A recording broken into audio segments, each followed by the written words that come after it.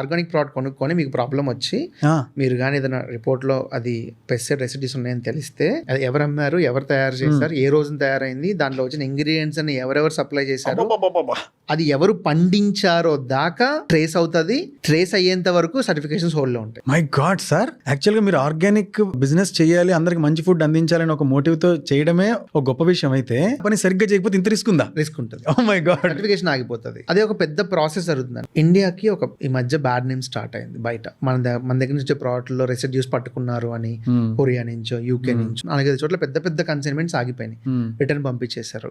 India took it as a very prestige issue.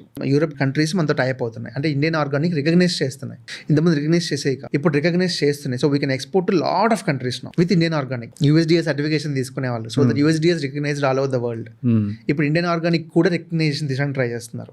Super. ఒక చిన్న drawback ఉంది, government ఇంకొంచెం మార్కెటింగ్ చేస్తే బాగుంది. రైట్. FSSAI లోగో మార్కెటింగ్ చేస్తున్నారు, FSSAI ఉండాలి అని. Same way Indian organic logo, ఈ లోగో ఉంటే ఇది Indian organic certified. So that first of all ఏది సర్టిఫైడ్ ఏది కాదనేది జనాల్లోకి తొందరగా వెళ్తుంది. కరెక్ట్.